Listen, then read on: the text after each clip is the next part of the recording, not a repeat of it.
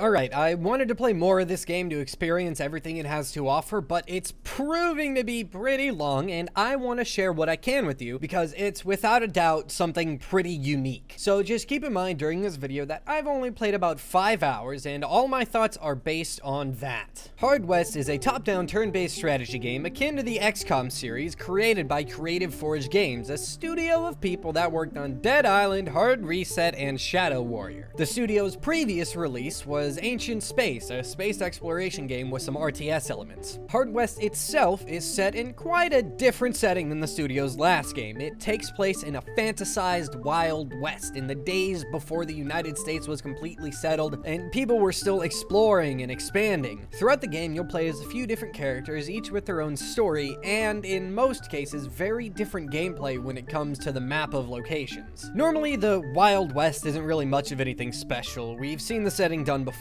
many times. What makes it so special and interesting this time is that it's more of a self-described Weird West. Sure, you'll be shooting bandits and the like, but you'll also have to deal with a fair number of, demons and curses. Hell, the narrator is death, and I'm pretty sure you meet the devil more than a few times. The world here and the way it works is just extremely interesting and solidly fleshed out, and I can't wait to see how insane things really get. I've only managed to finish a single scenario so far, but I got to the end of that character's second scenario and found that I didn't have enough manpower to take out my target, and I kept dying, so I started a new scenario with a different character. In total, that's about 5 hours spent so far, but as there's still 5 more scenarios, I'm sure I've only just scratched the surface of what's gonna happen with this one. Hard West wastes no time tossing you into the thick of things. It gives you some plot, you're a kid traveling with his father and mother to the west, mom gets kidnapped and dad sets out to save her, you play a brief tutorial mission as your dad and you rescue mom, and then it goes right back to the narration. A bit of exposition later, and you're dropped into the overworld map and told to get to prospecting. I found it pretty jarring, to be honest, and I was confused as to what exactly was going on. There wasn't any real explanation, so I spent a small chunk of time figuring things out. While it wasn't especially difficult to learn my way around and what I needed to do, it'd be nice if there were a bit more lead up to this and some explanation, as it's a very unique system. Once you get the hang of things, it's actually a really interesting and solidly executed game. The combat has a few interesting mechanics, and adventuring around the overworld, while a bit dated with the menu systems, is pretty fun. Combat has your standard turn-based strategy fare, with units having action points to spend on your turn. These can be used to move, fire, use items, or activate abilities. Shooting usually takes up your remaining action points, so it's often best to move or reload before you shoot. You can also just move twice, but you won't be able to do anything else with that unit afterwards. You can outfit characters with various guns, each with different accuracy, damage, and range stats. But the really interesting part is the card system. Throughout each scenario or chapter, you'll gather cards. You equip these to characters between or before combat encounters, giving them special abilities. Some are passive, like healing when standing in shadows, and some are active, like some of the attacks or even eating a corpse to regain health. There's also a luck system, which is a bit strange and at times more of a pain than it should be. Every character, enemies included, has an amount of luck. Luck is used for some special abilities, as well as keeping whoever's being shot at from being hit. Each time a shot misses someone, that person's luck goes down. When they eventually get hit, it goes back up. I think this is a really interesting system, but the problem is that it leads to a lot of stalemates or turns where nothing really happens. It would be more interesting and probably more impactful if only specific characters had luck.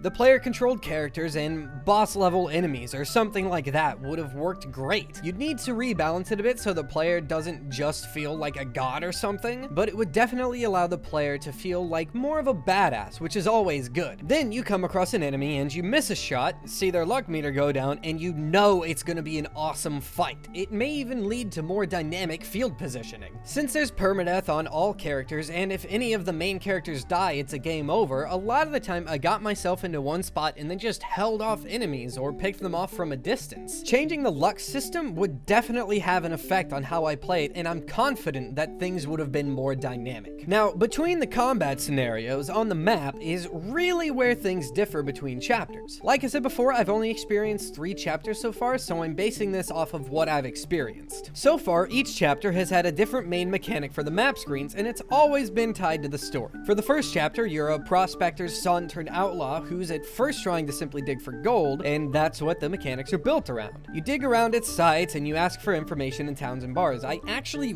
really enjoyed this chapter. It's fun to wander around looking for tales of gold, and building up your wealth feels great. Towards the end, things take a turn and it's actually impactful. In the second chapter I played, you're out to do as much damage as possible to things belonging to a specific baddie, and if you take a deal with someone who I presume to be the devil, you're also trying to kill a number of people to get some kind of bonus. What kills me is that I spent a lot of time developing myself in the first chapter, and by the end I had some really awesome gear that I just lost in the second chapter, like completely, right off the bat. Being as I'm the same character, that was a pretty big letdown. I understand if this was for balance or something, but you could easily just up the difficulty on the enemies instead of setting me back to 0. In the third chapter I played, you're a scientist who finds himself in the possession of his late rival's research and facilities under the condition of continuing said rival's work. The mechanics are built around researching and developing patents to unlock new weapons and items for your party as you try to find a cure for a madness that's spreading across the land. I found this chapter's mechanics and story to be the least interesting of the 3 so far, and the main character of it honestly feels pretty useless as far as combat goes, though it is possible that I just haven't developed the right tools. And that's pretty much where I am. I still need to go and finish the third chapter and then continue on through whatever's left. I don't know how long it'll take, but I'll definitely be back to talk about it more once I finally do finish this game. So far, I feel like Hard West is a pretty solid game. It's got some minor pacing issues, and the quality of the chapters feels a bit varied. But it's in an interesting universe, and tries some really unique things with combat and player development. You can get it on Steam for about 20 bucks. If you like XCOM, Fire Emblem, or any other turn-based strategy game, then this is definitely one that you should give a look-see. That is it for this episode of Indie Bytes. I hope you enjoyed. If you did, please leave a like and subscribe for more. Be sure to send me any indie games you think I should check out either in the comments down below or on Twitter. My handle's @forkh. You can also shoot me an email. It's fork4h@gmail.com. I will see you next time. Bye!